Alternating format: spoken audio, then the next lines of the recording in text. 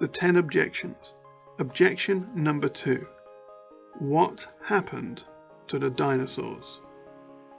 So there was this worldwide flood and it wiped everything out? Really? A pre-commitment to the theory of evolution. Many people will reject the idea of a worldwide flood destroying all life because of a pre-commitment to the theory of evolution, which claims that life was not destroyed in one event, but in many events. The reasoning often goes like this. Because the theory of evolution is true, the Bible account of the creation of life on this planet and the flood account must be false. But evolution is a fact. Look at all the evidence for evolution. It is a proven fact. Is that true? We have to separate the difference between data and a fact of evolution. Data is not the same as a fact of evolution. We can explore the data, but to assume that raw data is a fact that supports a theory is illogical and pretty sloppy thinking. So what happened to the dinosaurs? Fact. They drowned. All dinosaurs that are fossilized are drowned. They died by suffocating in water and were then buried under layers of mud and silt during a mass extinction event. Is that consistent with a flood event? Yes. Where do we find dinosaur fossils? Fact. Dinosaur fossils are found in flat layers of sedimentary rock that were laid down rapidly and then covered over with other layers of sediment rapidly. Polystrate fossils. In fact, the sedimentary layers were laid down so fast that we find tree trunks fossilized between several layers of sedimentary rock that, according to evolutionary theory, were laid down over millions of years. If that is true, how is it that this tree trunk stood preserved for all of that time? A polystrate fossil is a fossil that goes through different geological layers. There are many other instances of data, vast amounts, that contradict the evolutionary model. We give this one as a simple illustration of that. In fact, we know the layers were laid down quickly and recently because if they were not, the current rate of erosion would have removed them before another layer could have settled on them. There would be no layers if the extinction events had happened so far apart. The Earth would just be one big beach. When we look at the rate that cliffs erode, we can see that it would be impossible for them to have survived millions of years if they can lose several meters of depth in a single year. But is that consistent with a flood event? If there were a worldwide flood in recent times, then we would expect to see cliffs still in the process of active erosion. But we would not expect to see that if the erosion was supposedly consistent over millions of years. How old is sedimentary rock? Sedimentary rock is formed of broken up rock material that often has varying ages. So dinosaur fossils are as old as the rock they are in? The formation of the fossils and the formation of the rock were two completely different chronological events. So you cannot date dinosaur fossils by using sedimentary rock. It is also important to note that fossilization, the process itself, has been observed as a rapid event in time and does not require millions of years as stated in the textbooks. To use one to date the other is like saying a pot made with mud that is 1,000,000 years old was made 1,000,000 years ago. The pot was made last week in a factory in China. The source materials, however, were much older. It is the same with fossils. You cannot date a fossil by using sedimentary material. Sedimentary material could be from the creation of the planet, and the Bible is not explicit about how old that is exactly. We just do not know the age of the universe. No one does. So we cannot use sedimentary layers and claim we know the age of the fossils contained inside them. The geologic column. Are different fossils found in different layers? Fossils are found in geological layers, but they are not found in the same order as displayed in the textbooks. In fact, there is no known example of a geologic column consistent with a chronological order of a series of mass extinction events as theorized in the textbooks. Mammals are often found below dinosaurs. Animals that are currently alive, like crocodiles, are found with dinosaurs in the same layer and location. Sea creatures are found fossilized at the top of some mountains, above those fossils that were supposedly after them. The geological column does not exist in nature. The only place it exists as depicted in the textbooks is in the textbooks themselves.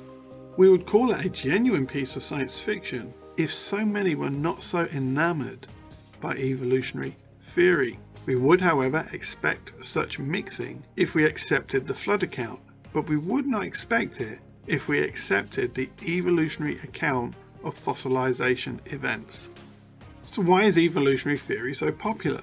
Sections of society that build on the worldview of secular humanism is responsible for its promotion and is a core component of its propaganda. We live in a society that is heavily influenced by groups of people that promote secular humanism at every turn and wants to present humanism and existence without God as the only viable option. One of the foundational doctrines of that society, one of its core tenets, is that life sprang into existence from nothing and that evolution, a process of lots of happy accidents, created the life forms around us until we are where we are. You see, if you are pre-committed to rejecting God, if your presuppositions, those foundational beliefs you base your reasoning on, are biased towards that, these teachings are very easy to accept, even to the point where we do not examine them for their validity, just accepting what appeals to us rather than what is rational. A product of our education. Because we are educated in this society with those core values, it is very difficult for us to separate data from our predetermined bias towards accepting those teachings. They have been presented to us from the moment we started in education. They have been presented to us through the media constantly, and they have been presented as indisputable facts. In fact, it is so entrenched that to teach anything else or discuss any objections to evolution by a teacher is regarded as heretical and is often rewarded with the teacher losing their job. And all that is really happening is that data is cited as proof of evolution to justify a worldview. So what are the facts? What do we know about the dinosaurs? They drowned in a rapid worldwide flood, were buried under sedimentary layers that were laid down quickly, mixed in with animals that are alive today, and in various orders of burial that does not match the geological column, that is consistent with the Bible account of creation, but inconsistent with the textbooks claiming evolutionary theory as fact. Were you there? There is a difference between observational science and forensic science. Much of evolutionary theory is based on forensic principles, by looking back into the past and trying to figure out what has happened. Observational science is the process of observing something in the present by testing it in present time. You're at the scene of the crime, a suspected murder. You have a bullet, some blood on the floor, and some ripped clothing. The blood is from a victim that you have identified, as is the clothing. The bullet is from a gun that you know belongs to an individual with a criminal record who lives 150 miles away. Here is the question: do you know who shot the bullet? No. The witness. You're at the scene of a crime, the same crime, but this time you have a bullet, the blood, the clothing, and a witness of unimpeachable character to the crime. And they identify the killer as the guy who lives in the same apartment block as them and is not the same person who lives 150 miles away. Do you know who shot the bullet? Yes. Time to choose. So if you have two versions of events, two investigations, one where you are guessing what happened based on some facts, and another where you have actual eyewitnesses to the event, which investigation is going to be more accurate? The one with some general facts, or the one that has the eyewitness? Who are you going to believe? The forensic scientist gazing into the past with a few pieces of data and a strong bias, or God who was there and knows what happened? Forensic science versus observational science. We need to understand that forensic science is not the same as observational science. When it comes to observational science, we have just not observed evolution. We have not seen a dinosaur turn into a bird. No one has seen that. When challenged, the evolutionists will hide behind time, claiming that it just happens so slow that we cannot see it, or point to adaptation in an organism, which is the organism adapting based on its inherent ability to adapt, which is not the same as growing a new pair of wings, which it has no inherent ability to do. All anyone has seen is some fossils of dinosaurs and living birds. The part where dinosaurs turn into birds is purely a hypothetical leap. It is not justified by the data. There is insufficient data to assume that. Even when evolutionary proponents try to string together some links, they are left without millions of transitional forms of evolution that would be required. Where are all the missing links? So why do so many reject the creation account? Why do so many scientists reject it? Why do they accept such sloppy scientific investigation when it comes to a question of origins? After all, scientists are people that are purely rational, that have no bias, that seek truth for truth's sake, right? Of course not. We all have a bias. We all have a worldview, and we all see the world through our special worldview glasses. Suppressing the truth. The Bible tells us that people are willfully ignorant of the flood, of the act of creation, that they willfully reject the evidence that can be clearly seen, that God has personally revealed to them, each of them individually, that they suppress the truth so that they can be free to sin, to behave in a selfish, self-serving manner. So in a world in rebellion against God, when men are offered a theory that leaves them free to sin, that enables them to suppress the truth, whether they work in a laboratory or in a pub, evolutionary theory is going to be very attractive for them to hide behind.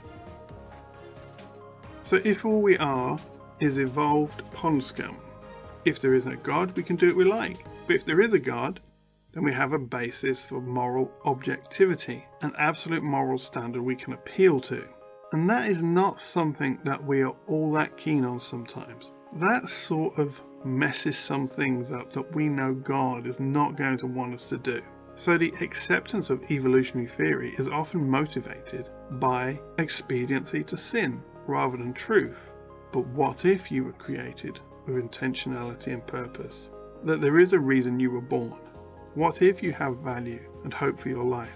Wouldn't that encourage you to explore where you came from with a little bit more purpose? God was there. Are you interested in what He has to say about what happened to the dinosaurs?